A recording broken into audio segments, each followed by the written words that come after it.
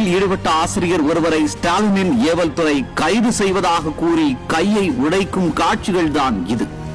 பொய் வாக்குறுதி கொடுத்து ஏமாற்றிய இந்த பித்தலாட்டு மாடல் ஸ்டாலின் அரசை கண்டித்து ஆசிரியர்கள் தொடர்ந்து போராடி வருகின்றனர். அப்படி போராடும் ஆசிரியர்களை அச்சுறுத்த அவர்களில் ஒருவரின் கையை உடைத்திருப்பதாக கூறி ஆத்திரப்படுகின்றனர் ஆசிரியர்கள். நீங்க கொடுத்த கோரிக்கையை தானே நாங்க கேட்கிறோம், நீங்க கொடுத்த வாக்குறுதி என்ன கேட்கிறோம். நீங்க என்ன சொன்னீங்க? அன்பில் மகேஷ் சார் சொல்றாங்க, நீங்களாம் எங்களோட குடும்ப உறுப்பினர் சொல்றாரு. அப்ப குடும்ப உறுப்பினரை கையை தான் உடைப்பாங்களா? இதுதான் எங்களுக்கு புத்தாண்டு பரிசா சார். புத்தாண்டின் முதல் நாளில் தனது கோர முகத்தை காட்டியிருக்கிறது விடியாத ஸ்டாலின் அரசு. பாடம் கற்றுக் கொடுக்கும் ஆசிரியர்களை ஈவு இரக்கமின்றி தாக்குவது, கைது செய்வது என அராஜகம் செய்த ஸ்டாலின் அரசு இப்போது கையை உடைக்கும் அளவிற்கு சென்றிருப்பது ஆசிரியர்களை வேதனைக்கு உள்ளாக்கி இருக்கிறது.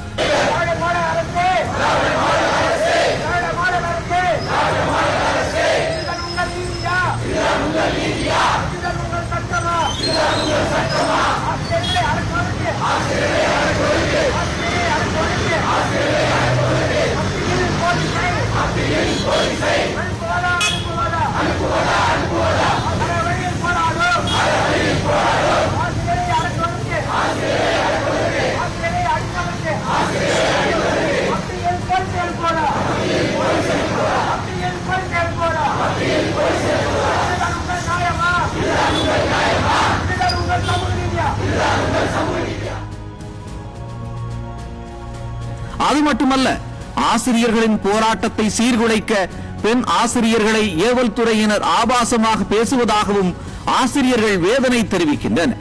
ஆசிரியர்களிடம் பொய் வாக்குறுதி ஒன்றை கொடுத்து ஏமாற்றி ஓட்டு வாங்கிய ஸ்டாலின் இன்று வாக்குறுதியை நிறைவேற்றாமல் அவர்களை ஒடுக்கும் பணியை செய்து கொண்டிருக்கிறார்.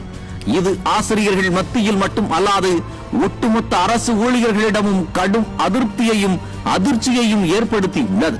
விநாச காலே விபரீத புத்தி என்று சொல்வார்களே, அப்படித்தான் ஸ்டாலின் அரசு அராஜகங்களை செய்து வருகிறது. எதிர்வரும் தேர்தலில் இதற்கான விலையை ஸ்டாலின் கட்டாயம் கொடுப்பார்.